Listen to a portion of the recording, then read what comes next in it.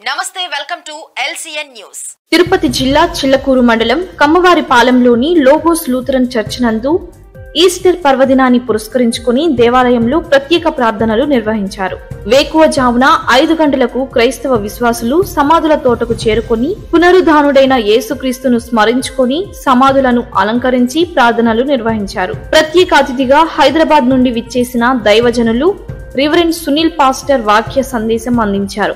యువకులు భక్తి గీతాలు ఆలపించారు. ప్రార్థన అనంతరం సోదరి ప్రభువైన యేసుక్రీస్తునందు విశ్వాసి ధనమ్మ పరిశుద్ధ గ్రంథమైన బైబిల్ను పూర్తిగా అనగా ఆదికాండము మొదలుకొని ప్రకటన గ్రంథము వరకు గల 66 పుస్తకములను తన చేతి వ్రాతతో వ్రాయడం జరిగింది. క్రీస్తు పునరుద్ధారణ దినమైన ఆదివారం ప్రార్థన మందిరంలో విశ్వాసుల కరతాళ ధ్వనుల నడుమ సోదరి ధనమ్మ స్వహస్తములతో వ్రాసిన బైబిల్ను ఆవిష్కరించారు. ఈ సందర్భంగా సంఘ కాపరి పాస్టర్ రివరెండ్ ఎన్ వినోద్ కుమార్ మరియు సంఘం చైర్మన్ పాల్ సురేంద్రలు మాట్లాడుతూ ఈ పుస్తకాన్ని వ్రాయడం అనే ప్రేరణ కలగడం సామాన్యమైన విషయం కాదని, ఇది దేవుని ప్రేరణ వలన మాత్రమే సాధ్యమని, 66 పుస్తకములు కలిగిన పరిశుద్ధ గ్రంథాన్ని వ్రాయడం అంటే ఒక కఠినమైన పరీక్షను ఎదుర్కోవడమేనని అన్నారు. ఈ కార్యక్రమంలో వైస్ ప్రెసిడెంట్ శరత్ బాబు, సెక్రటరీ నవీన్, ట్రెజరర్ మంజుల, పెద్దలు భాస్కర్, రమణయ్య తదితరులు పాల్గొన్నారు. అరుదుగా కొంతమంది రాశారు బైబిల్ని, ప్రపంచంలోనే కొంతమంది రాశారు. ఆ కొంతమందిలో మన బిడ్డ ఉండడం అనేది చాలా గొప్ప. బుక్లో కూడా దీన్ని ఎక్కించవచ్చు. దాని ప్రయత్నం కూడా మనం చేస్తాం. మనకు ఆశీర్వాదం అది. ఆ బైబిల్ని ఇప్పుడు పాస్టర్ గారు చూస్తారు, మీకు కూడా చూపిస్తారు. మీరందరూ కూడా మన బిడ్డలు ఆ విధంగా పెంచేదానికి, విశ్వాసంలో బలపడేదానికి మీరు ముందు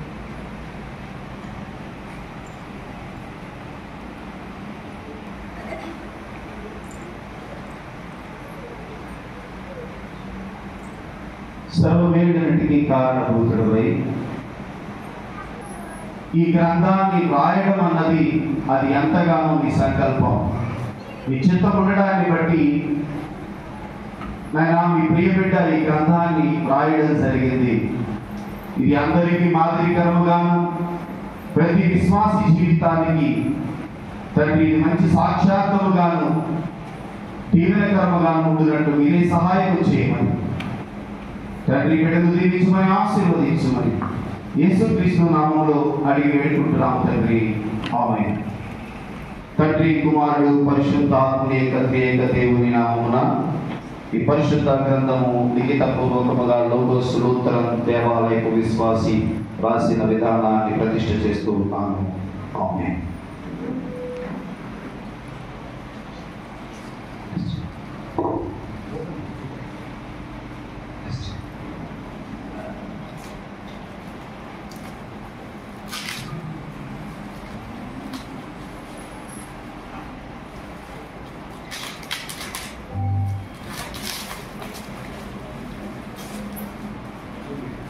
దయచేసి అందరూ ఒకసారి చెప్పండి.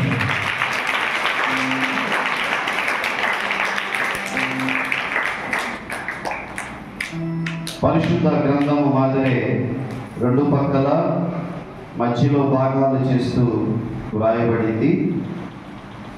దీనిలో నుంచి ఒక కీర్తన నేను చదువుతున్నాను. అందరికీ తెలిసినటువంటి కీర్తనే 23వ కీర్తనను నేను చదువుతున్నాను. దయచేసి గమనించండి. యెహోవా నా కాపరి, నాకు లేమి కలగదు. పచ్చిక గల చోట్లను ఆయన నన్ను పరుండ చేయుచున్నాడు. శాంతికరమైన జలముల యొద్ద నన్ను నడిపించుచున్నాడు. నా ప్రాణమునకు ఆయన సేద తీర్చుచున్నాడు. తన నామమును బట్టి నీతి మార్గములలో నన్ను నడిపించుచున్నాడు. గడాంధకారపు లోయలో నేను సంచరించినను ఏ అపాయములకు భయపడను. నీవు నాకు తోడయుందువు, నీ దుడ్డు కర్రయు నీ దండమును నన్ను ఆదరించును. నా శత్రువుల ఎదుట నీవు నాకు భోజనము సిద్ధపరచుదువు. నూనెతో నా తల అంటి ఉన్నావు, నా గిన్నె నిండి పొర్లుచున్నది. నేను బ్రతుకు దినములనియు కృపాక్షేమములే నా వెంట వచ్చును. చిరకాలము యెహోవా మందిరములో నేను నివాసము చేసేదను. చక్కగా పొలు కూడా తప్పుడకూడదు. సహోదరి చాలా జాగ్రత్తగా ఈ యొక్క గ్రంథాన్ని రాసింది. చక్కగా దీన్ని బయట చేసుకుని తీసుకొని వచ్చింది. ఆమెకు తోడయుండి నిరంతరం కాచి కాపాడును గాక. ఆమేన్. నేను అపరిస్తున్నాను. ప్రభు యేసుక్రీస్తు కృప, తండ్రి అయిన దేవుని ప్రేమ, పరిశుద్ధాత్మ నిత్య అన్యోన్య సహవాసము సమాధానం తోడయుండి నడిపించి కాపాడును.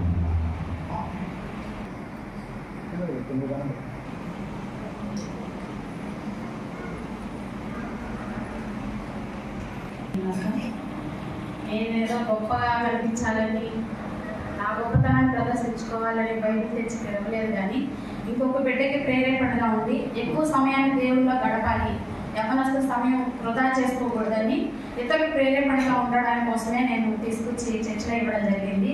నేను అనుకున్నది ఏంటంటే, నేను చనిపోయేలోపు 100 సార్లు బైబిల్ చదవాలి, 3 సార్లు బైబిల్ రాయాలి. మొదటగా రాసింది చర్చికి ఇవ్వాలి, రెండోది నా బిడ్డకి గిఫ్ట్గా ఇవ్వాలి, మూడోది నా కొరకు నేను దాచుకోవాలి. 3 సార్లు రాయాలి, 100 సార్లు చదవాలి. అయితే ఇప్పుడు నేను 12వ సారి చదువుతున్నాను.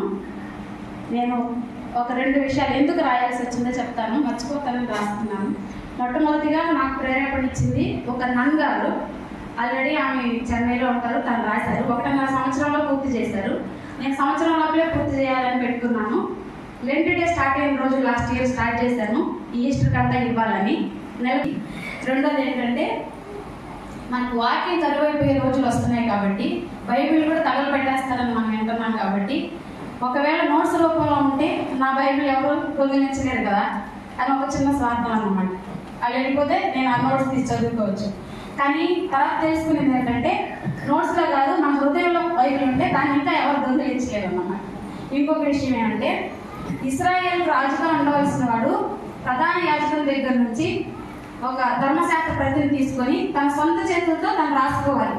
దాని ప్రకారంగా ఇది దేవుని ఆజ్ఞ. సో మన దేవుడు ఈ లోకానికే చక్రవర్తి, మహారాజు బిడ్డలు మనం. ప్రవీణ్ పగడాల్ గారు అంటుంటారు కదా, నీ రాజు నీ రాజు. కాబట్టి ఆ రాజు బిడ్డలైన మనం కూడా రాజులు రాణులమే, అవునా కదా? రాజులైన యాజక సమూహంలో మనం చేర్చాడు దేవుడు. అయితే యుగ యుగాలు ఆయనతో జీవిస్తూ పరిపాలిస్తున్న మనం కూడా రాజులు రాణులమైనప్పుడు మనం కూడా మన చేత ఒక ప్రతిని రాసుకోవాలి పర్లేదా?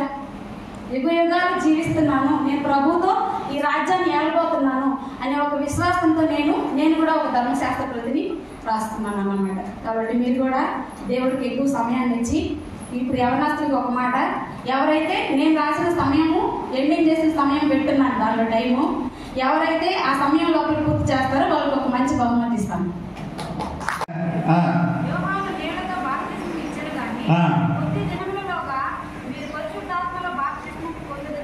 ఇప్పుడు ఇంతకుముందే మనం చూసాము, యేసుక్రీస్తు ఏమంటున్నాడు అంటే, మీరు వెల్లుడి అంటున్నాడు. ఏమంటున్నాడు? మీరు వెల్లుడి అంటున్నాడు. దేనికోసం వెల్లుడి? విశ్వాసమునందు మిమ్మల్ని దృఢపరిచి కాపాడును గాక.